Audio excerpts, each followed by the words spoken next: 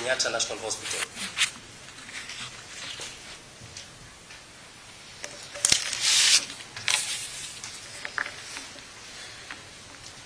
Your Honor, back to page 1 of the report provided by the prosecution, it states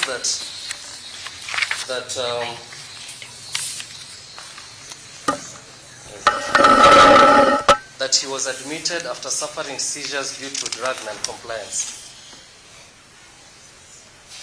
That is also false. The report done on the 18th by the very same doctor states very clearly that the suspect has been suffering chronic convulsions since childhood. It is diagnosis number 1. Diagnosis number 2 is type 2 diabetes mellitus.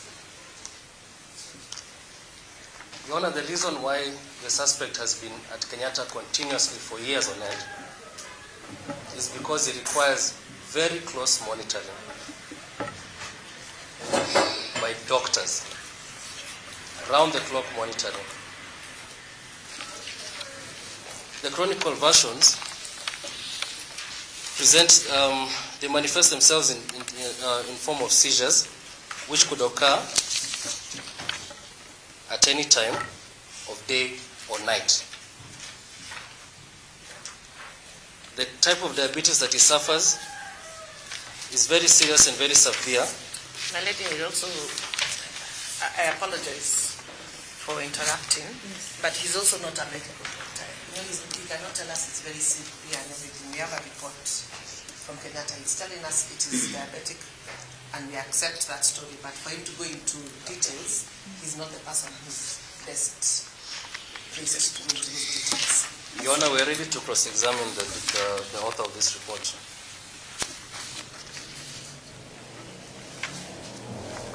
Just about I want to make it simpler.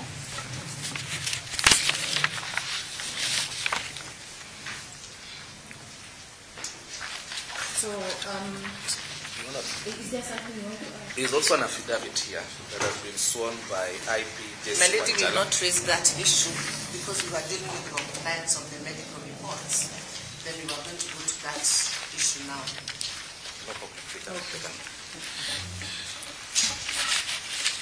So, I don't want us to divert from the real issues here. What I'm gathering is that there is a conflict on when the suspect was admitted, when he was discharged at Kenyatta at this point. But what is clear is that he's unwell at the moment. He's unwell at the moment, and that is why the prosecution were admitting that he's being taken for treatment and back. And I think he's even from the hospital at this point. Okay, so I don't want us to be diverted, to divert into the issues of what happened, what did not happen at the hospital, how we are going to waste a lot of time. What I want to know, and I'll ask so that you get to respond, the defense, it is clear that the suspect is unwell. Generally, from what I'm gathering is that it is something that requires close monitoring. In that case, are you still sticking to even before I go to other orders, are you still sticking to the accused person being held at the police station? Melody, on that point, I would like to refer you to the affidavit we have placed on record, dated 24th of July 2025, where Kilimani Police Station, through their IO, Jesse Wanjala, has raised issues stating that they are unable to adequately care for him in the facility. And in specific, I refer you to paragraphs 5, 6, and 7. 5, 6, and 7.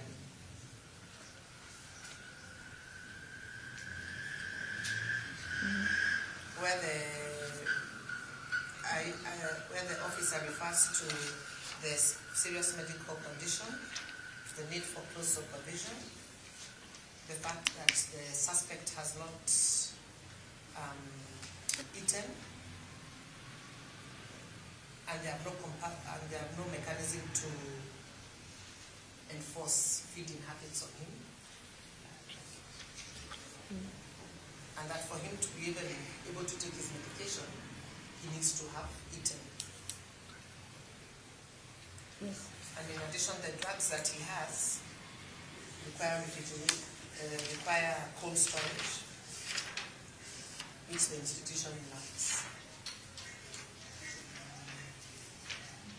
So they requested for him to be taken to a compliant remand facility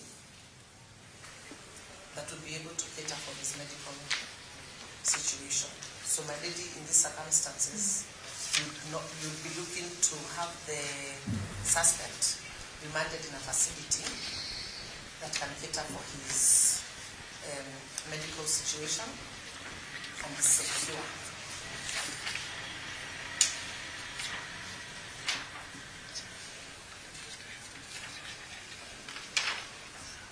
Is there a facility you're recommending? My lady, for us, we do not have a specific facility we can think about, but we do know that industrial area is secure and they're able to cater for persons with medical issues. The other will probably be Kenyatta, but Kenyatta at the moment is where our incident occurred. So those are the two solutions I can give you. Unfortunately, I cannot give you a specific recommendation.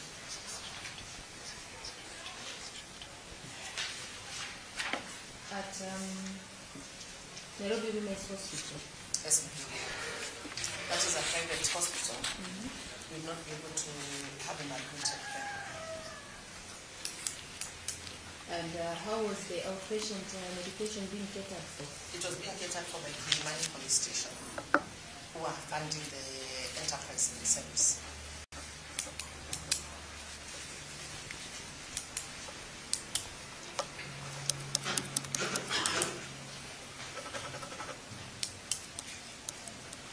Okay, are you done? Yes, that means when I say funding, I mean they are paying for it themselves. Yes.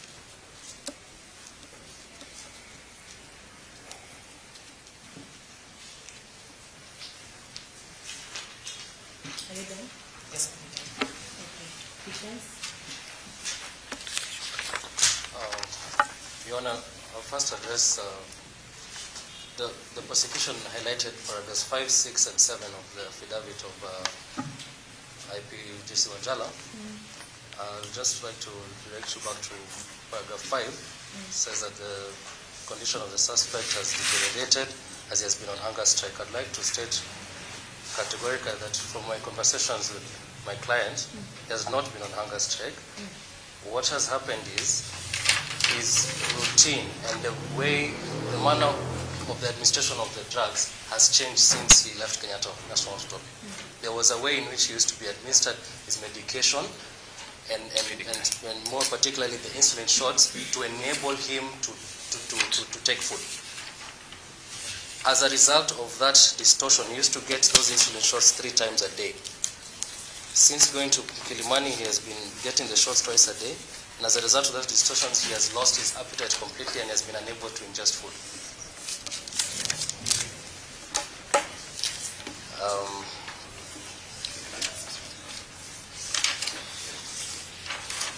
So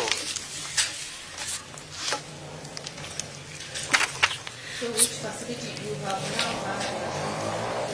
So I think on the issue of the facilities, I think there are very many public hospitals in Nairobi that it can be administered. Because to put a suspect in a remand facility, it will actually be unconstitutional, Your Honor. Because the law says, Article 49 says, an arrested person has the right to be held separately from persons who are serving a sentence or who have crossed the Rubicon to be called an accused person. He is still a suspect.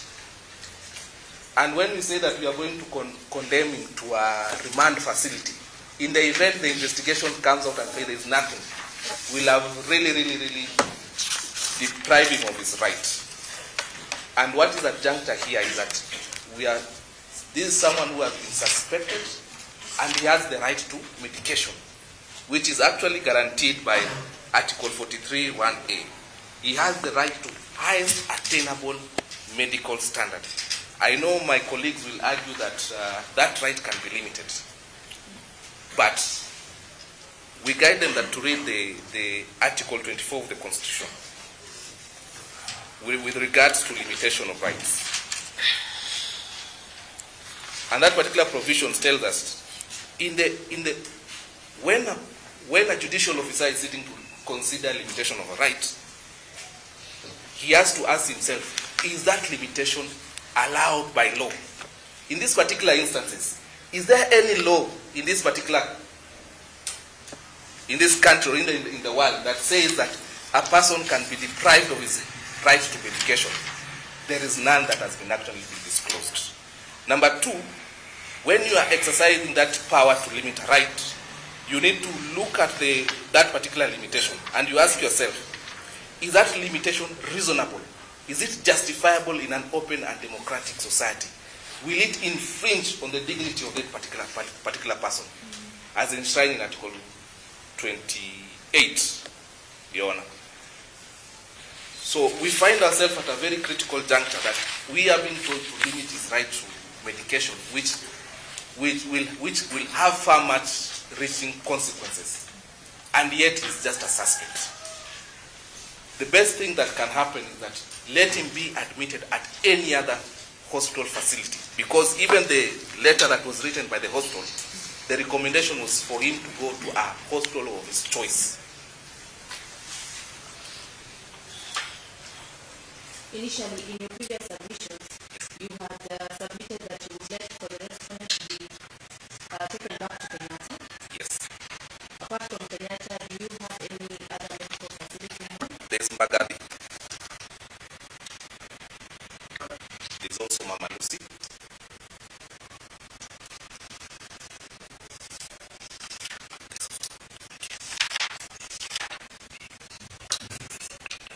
And also Kenyatta is also a big hospital.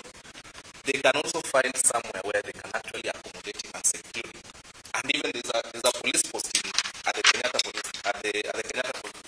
hospital. Therefore, he can be placed at a place where he can be supervised, but also his medical needs can also be catered for. And what we are emphasizing is that the continuity of his medication, the continuity of him getting proper medical attention. That is what we are pleading in this particular court. Because we have already seen the ramification that we have had when we took him from 3 shots of insulin to 2 shots of insulin.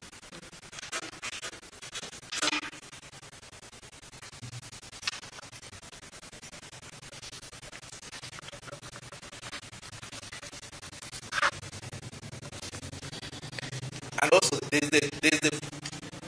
as it stands still, he has the presumption of innocence that tilts in his favor. He has not been convicted.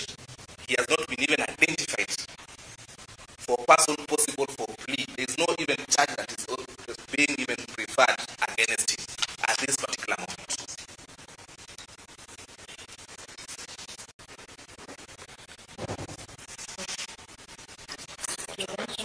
Yes. Would you wish to add something, or it has been covered? Yeah, it has been covered so well by my colleagues. Suffice it just to make one sentence. Just one sentence, Your Honor. Thank you so much. Yes. Your Honor, in a civilized society,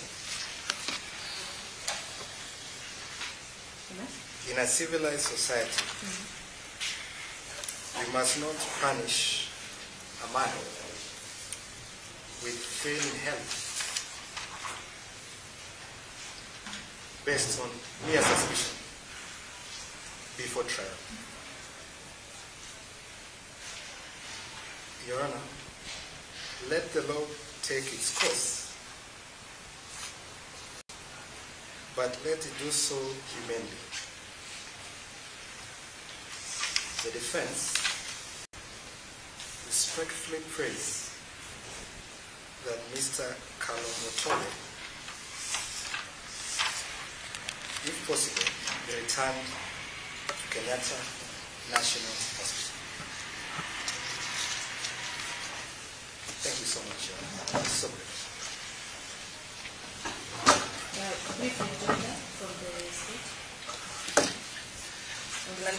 My lady, we emphasize the fact that we are not stating that that he should be denied any medical facilities. We are just stating that given the facts that we have in place now, with the affidavit and all those other issues, we are requesting this court to find a place where he can be kept that can meet his medical facilities, his medical needs, and his security, with a high emphasis on security. So, counsel for the respondent mentioned some facilities. Yes, my lady. Any comment on those facilities? My lady, we do acknowledge that, yes, they are public hospitals, but our issue would be on the security element. We probably need guidance from the court on that issue. Okay, so aside from that, mention something about those hospitals? Oh, yes, my lady. Yes, they are public facility hospitals. Mama Lucy is, I think, a tier 4 hospital. Having in mind even the facility that you will be referring the Mandis General. For Bagadi and Mama Lucy, my lady, I do know that they would be able to cater for any medical facilities. It would just be the security element. But on Kenyatta, my lady, the issue with Kenyatta is it does meet the security requirements and the medical. It is just where the incident occurred.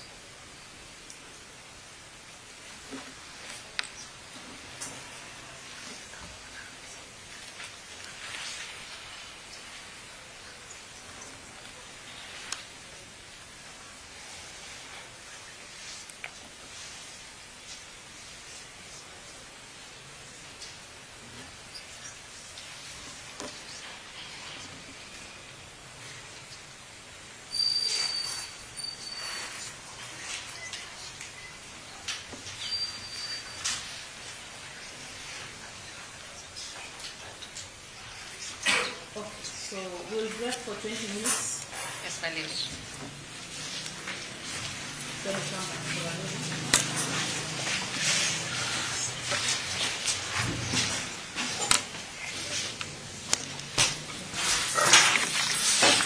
For avoidance of that, let's just be here and then we'll start. Yes, my lady.